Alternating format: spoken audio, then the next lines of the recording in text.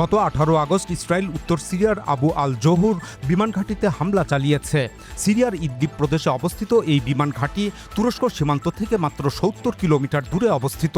এটি একটি পরিত্যক্ত বিমান ঘাঁটি। সিরিয়ার 14 বছরের গৃহযুদ্ধে এটি ধ্বংসপ্রাপ্ত হয়। সম্প্রতি তুরস্ক এটিকে পুনর্নির্মাণের উদ্যোগ নেয়। ইসরায়েলের হামলার দুদিন আগে সেখানে তুরস্কের একটি কারিগরি দল অবস্থান করছিল। তারা সেখান থেকে চলে যাবার পর ইসরায়েল ওই হামলা চালায়। 8 দফা হামলা করে ওই বিমান ঘাঁটির রানওয়ে এবং হ্যাঙ্গার ক্ষতিগ্রস্ত করা হয়।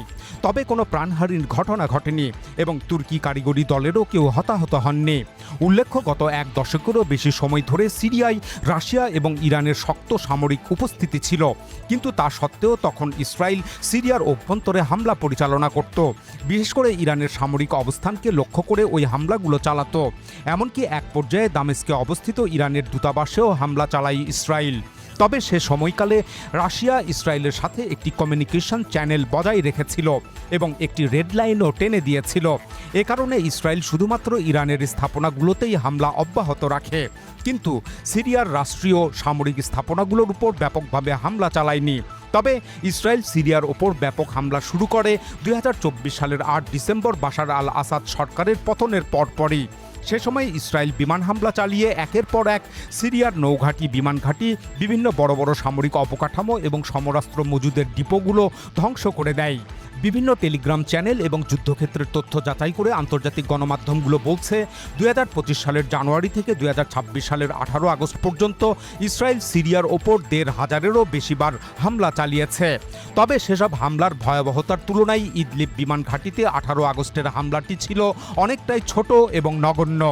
কিন্তু তারপরও এই হামলাটি এখন মধ্যপ্রাচ্য অঞ্চলে আরেকটি তীব্র উত্তেজনার সৃষ্টি করেছে, আর তাই এটি আন্তর্জাতিক অঙ্গনেও আলোচনার ঝড় তুলেছে। কিন্তু প্রশ্ন হলো, এই হামলাকে ঘিরে কেন এত উত্তেজনা ছড়িয়েছে?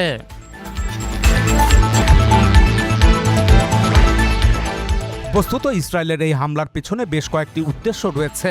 প্রথমত, এই হামলা এমন এক সময় করা হয়েছে যখন এর মাত্র 1.5 সপ্তাহ আগে 7 আগস্ট তুরস্ক, পাকিস্তান এবং সৌদি আরবের মধ্যে মক্কা প্রতিরক্ষা চুক্তি স্বাক্ষরিত হয়েছে। ইসরায়েল এই মক্কা প্রতিরক্ষা চুক্তিকে একটি শক্তিশালী মুসলিম জোট হিসাবে দেখছে। এই জোট গঠিত হবার পর নেতানিয়াহু নিজ দেশে বেশ চাপে পড়েছেন। তাই হামলার মাধ্যমে ইসরায়েল মূলত এই বার্তাই দিতে চাইছে যে আমরা তুরস্কের নতুন নিরাপত্তা জোটকে তোয়াক্কা করি না, আমরা যখন যেখানে খুশি আঘাত হানব। নেতানিয়াহু এই হামলার মাধ্যমে মূলত মক্কা চুক্তিকে পরীক্ষা করতে চেয়েছেন এবং তুরস্ক সহ চুক্তির পক্ষভুক্ত দেশগুলোর প্রতিক্রিয়া কি হয় তা দেখতে চেয়েছেন। সব মিলে এই হামলার প্রধান উদ্দেশ্য হলো মক্কা চুক্তিকে ছোট করে দেখানো এবং সিরিয়ার পাশে মিত্র হিসাবে তুরস্কের ভূমিকা, প্রভাব ও গুরুত্বকে খাটো করে দেখানো। এই হামলার মাধ্যমে ইসরায়েল বোঝাতে চায় তুরস্ক সিরিয়াকে রক্ষা করতে পারবে না। এই হামলার পেছনে ইসরায়েলের আরেকটি উদ্দেশ্য হলো এর মাধ্যমে ট্রাম্প প্রশাসনকেও একটু পরীক্ষা করে দেখা। কারণ ট্রাম্প প্রশাসন ইতিমধ্যেই সিরিয়ার বর্তমান প্রেসিডেন্ট আহমেদ আল সারার সরকারকে সমর্থন দিচ্ছে। সেই সাথে ডোনাল্ড ট্রাম্প সম্প্রতি মক্কা চুক্তিকে স্বাগত জানিয়েছেন। তাই এই হামলার মাধ্যমে ইসরায়েল সিরিয়ার সরকার এবং মক্কা চুক্তি সম্পর্কে ট্রাম্প প্রশাসনের সমর্থনের গভীরতা বুঝতে চায়। সিরিয়ার বিমান ঘাঁটিতে ইসরায়েলের এই হামলার পেছনে আগামী অক্টোবর মাসে অনুষ্ঠিতব্য তাদের নির্বাচনের সমীকরণও কাজ করছে। রাজনৈতিক পর্যবেক্ষকদের অনেকেই মনে করেন এই হামলাটি আসলে ইসরায়েলি প্রধানমন্ত্রী নেতানিয়াহুর একটি নির্বাচনী কূটচাল। ইতিমধ্যেই নেতানিয়াহু তার বিভিন্ন নির্বাচনী প্রচারণায় তুরস্কের প্রেসিডেন্ট এরদোগান এবং নিউ ইয়র্কের মেয়র জোহরান মামদানিকে ইসরায়েলের শত্রু হিসাবে তুলে ধরছেন। অপরদিকে তার প্রধান প্রতিদ্বন্দ্বী সাবেক প্রধানমন্ত্রী নাফতালি বেনেত তুরস্ককে নতুন ইরান হিসাবে অভিহিত করছেন। তিনি সতর্ক করেছেন যে কাতার ও সৌদি আরবের অর্থায়নে এবং পাকিস্তানের সামরিক সক্ষমতা মিলে তুরস্কের নেতৃত্বাধীন জোট ইসরায়েলের জন্য চরম হুমকি, তাই এটিকে এখনই থামানো প্রয়োজন। এসব ছাড়াও ইসরায়েলের আরেকটি উদ্বেগ হতে পারে সিরিয়ায় রাশিয়া আবার পূর্ণ শক্তিতে ফিরে আসাকে কেন্দ্র করে। গত 9 আগস্ট সিরিয়ার সাথে রাশিয়ার একটি সামরিক সমঝোতা চুক্তি স্বাক্ষরিত হয়েছে। চুক্তি অনুযায়ী সিরিয়ায় রাশিয়ার বিমান ও নৌঘাঁটি চালু থাকবে। এই দুটি সামরিক স্থাপনা 2015 সাল থেকেই রাশিয়া ব্যবহার করে আসছিল। এখন প্রেসিডেন্ট বাশার পরবর্তী প্রেসিডেন্ট আহমেদ আল সারার নতুন সরকার 1.5 বছর ধরে দেন দরবারের পর নতুনভাবে এই দুই সামরিক ঘাঁটি ব্যবহারের চুক্তি স্বাক্ষর করে। তবে ইসরায়েল যে উদ্দেশ্য থেকেই এই বিমান হামলা চালাক না কেন, আন্তর্জাতিক বিশেষজ্ঞদের অনেকেই এই হামলাকে ইসরায়েলের সাথে তুরস্কের যুদ্ধ বেঁধে যাওয়ার লক্ষণ হিসাবে দেখছেন। এখানে লক্ষণীয় বিষয় হলো এই হামলার পর শুধুমাত্র সিরিয়া এবং তুরস্কই কঠোর প্রতিক্রিয়া দেখায়নি। একই সঙ্গে সৌদি আরব, পাকিস্তান, মিশর, কাতার, কুয়েত, জর্ডান তীব্র প্রতিক্রিয়া দেখিয়েছে। এই দেশগুলো প্রথমবারের মতো সিরিয়ার ওপর ইসরায়েলের হামলাকে অযৌক্তিক আগ্রাসন এবং সিরিয়ার ভৌগোলিক অখণ্ডতা ও সার্বভৌমত্বের ওপর সরাসরি আঘাত হিসাবে উল্লেখ করেছে। তারা এই হামলাকে আন্তর্জাতিক নিয়মের লঙ্ঘন আখ্যা দিয়ে মধ্যপ্রাচ্যে উত্তেজনা বৃদ্ধির একটি বিপজ্জনক পদক্ষেপ বলে অভিহিত করেছে। সেই সাথে তারা জাতিসংঘ নিরাপত্তা পরিষদকে এই অঞ্চলে ইসরায়েলের বারবার চালানো হামলাগুলো বন্ধে কার্যকর পদক্ষেপ নেওয়ার আহ্বান জানিয়েছে। আর তাদের সাথে একাত্ম হয়ে জাতিসংঘ মহাসচিবের মুখপাত্র স্টিফান দুজারিক এই হামলাকে সিরিয়ার আকাশসীমা ও ভৌগোলিক অখণ্ডতার গুরুতর লঙ্ঘন হিসাবে উল্লেখ করে অবিলম্বে তা বন্ধের আহ্বান জানিয়েছেন। আরও একটি বিষয় লক্ষণীয় যে ইসরায়েলের মিত্র সংযুক্ত আরব আমিরাতও এই হামলার তীব্র নিন্দা করেছে। আমিরাতের পররাষ্ট্র মন্ত্রণালয় এক বিবৃতিতে এই হামলাকে আন্তর্জাতিক আইন এবং 1974 সালের সেপারেশন অফ ফোর্সেস এগ্রিমেন্টের একটি সুস্পষ্ট গুরুতর লঙ্ঘন বলে অভিহিত করেছে। তারা সিরিয়ার সার্বভৌমত্ব ও আঞ্চলিক অখণ্ডতার উপর যে কোনো ধরনের আঘাতের বিরুদ্ধে তাদের কঠোর অবস্থান ব্যক্ত করে। উল্লেখ্য, 1974 সালের সেপারেশন অফ ফোর্সেস এগ্রিমেন্ট মূলত যুদ্ধ এড়ানোর জন্য একটি ডিসএনগেজমেন্ট এগ্রিমেন্ট। 1973 সালে চতুর্থ আরব ইসরায়েল যুদ্ধের পর উভয় দেশের সামরিক বাহিনীকে নিরাপদ দূরত্বে রাখতে এবং যুদ্ধবিরতি কার্যকর করতে 1974 সালের 31 মে সুইজারল্যান্ডের জেনেভায় এই চুক্তিটি স্বাক্ষরিত হয়েছিল। চুক্তি অনুযায়ী ইসরায়েল ও সিরিয়া একে অপরের বিরুদ্ধে সমস্ত সামরিক পদক্ষেপ বন্ধ করতে এবং নিজেদের বাহিনীকে একটি নির্দিষ্ট দূরত্বে সরিয়ে নিতে সম্মত হয়। দুই দেশের সেনাবাহিনীর মাঝখানে একটি নিরাপদ অঞ্চল বা বাফার জোন প্রতিষ্ঠা করা হয়, যা সিরিয়ার গোলান মালভূমি অঞ্চলে অবস্থিত। এই বাফার জোনে শান্তি রক্ষা এবং চুক্তিটি সঠিকভাবে পালিত হচ্ছে কিনা তা পর্যবেক্ষণ করতে জাতিসংঘের বিশেষ পর্যবেক্ষক দল United Nations disengagement observer force মোতায়েন করা হয়। এটি কোনো স্থায়ী শান্তি চুক্তি না হলেও এর মাধ্যমে যুদ্ধ পরিস্থিতি থামানোর ব্যবস্থা রাখা হয় এবং যাতে ভবিষ্যতে স্থায়ী শান্তি স্থাপনের দিকে এগিয়ে যাওয়া যায়। 1974 সালের ওই চুক্তিটি দীর্ঘ 50 বছর ধরে সিরিয়া এবং ইসরায়েল উভয়ে মেনে চলে, কিন্তু 2024 সালের ডিসেম্বরে সিরিয়ার বাশার আল আসাদ সরকারের পতনের পর ইসরায়েল দাবি করে এই চুক্তিটি ভেঙে পড়েছে। অতঃপর গোলান মালভূমির বাফার জোনে ইসরায়েলি সেনা প্রবেশ করে, এমনকি তা অতিক্রম করে দক্ষিণ সিরিয়ার কিছু এলাকাও দখল করে নেয়। বস্তুত ইসরায়েলের এই পদক্ষেপ থেকে প্রমাণিত হয় তারা প্রেসিডেন্ট বাশার আল আসাদের চেয়ে প্রেসিডেন্ট আহমেদ আল শারাকেই বেশি হুমকি মনে করছে। কেননা তুরস্কের সরকার দীর্ঘদিন ধরে আসাদ বিরোধী বেশ কয়েকটি বিদ্রোহী গোষ্ঠীকে সমর্থন দিয়ে এসেছে। তারাই বর্তমানে সিরিয়ার রাষ্ট্র ক্ষমতায় অধিষ্ঠিত হয়েছে। ফলে আঙ্কারার সাথে দামেস্কের নতুন প্রশাসন এবং সিরিয়ার নতুন প্রেসিডেন্ট আহমেদ আল শারার বেশ মজবুত সম্পর্ক গড়ে উঠেছে।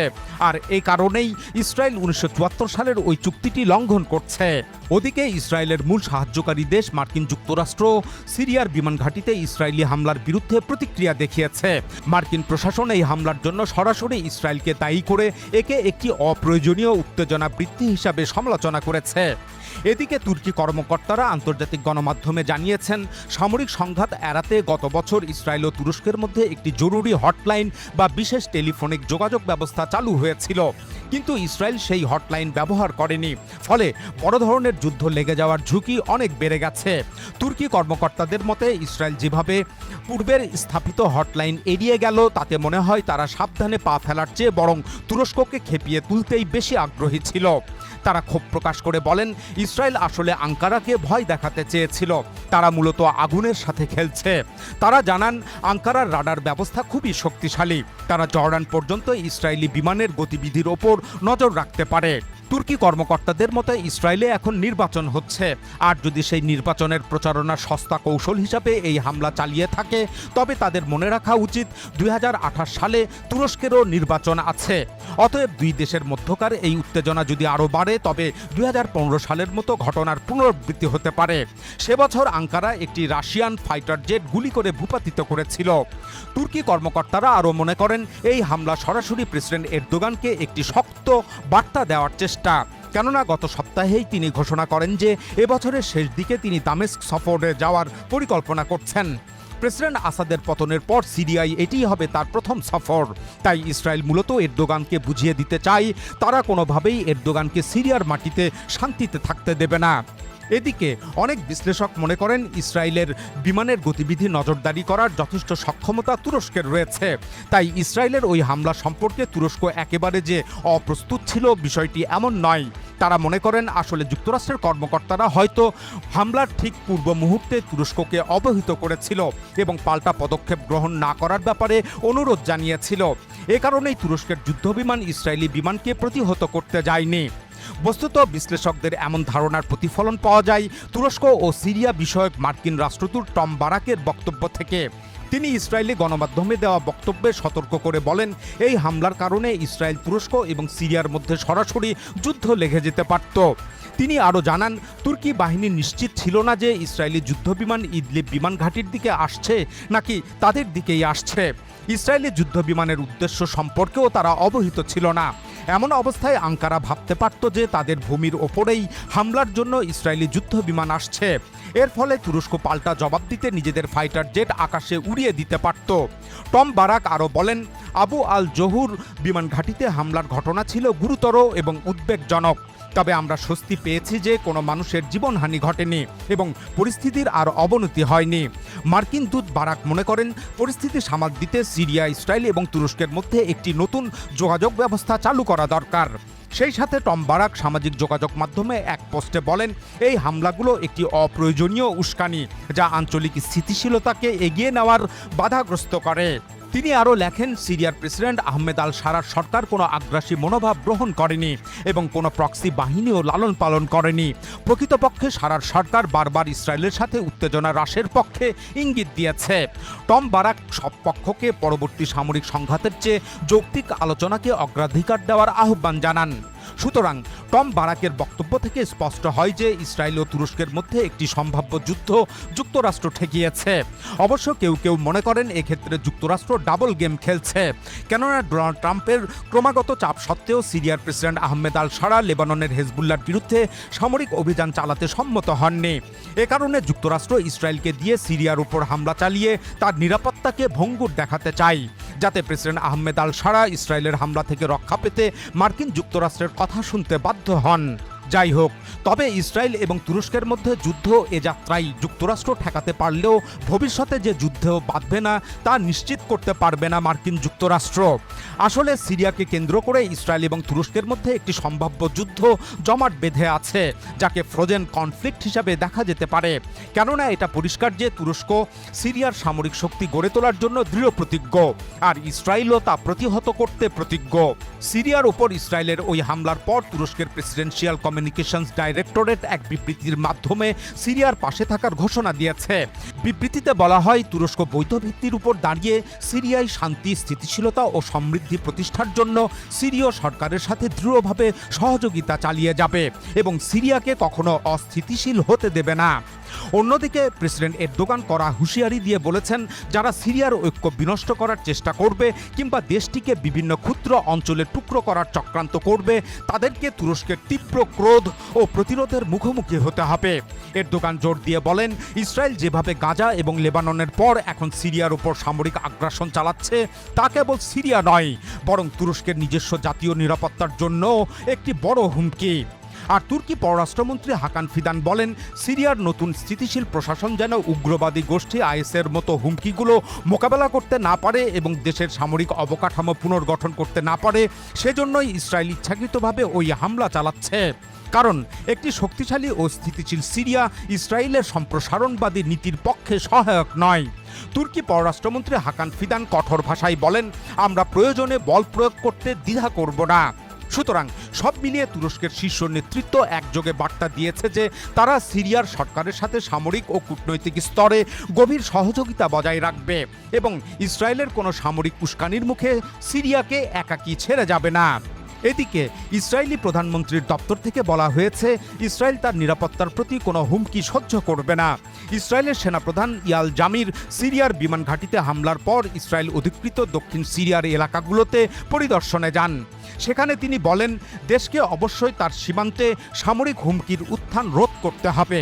আমরা আমাদের সীমান্ত বরাবর কোনো শত্রু ভাবাপন্ন বাহিনীকে অবস্থান তৈরি করতে দেব না। যখনই যেখানে প্রয়োজন হবে আমরা আমাদের শক্তি সুনির্দিষ্টভাবে কিভাবে ব্যবহার করতে হয় তা জানি।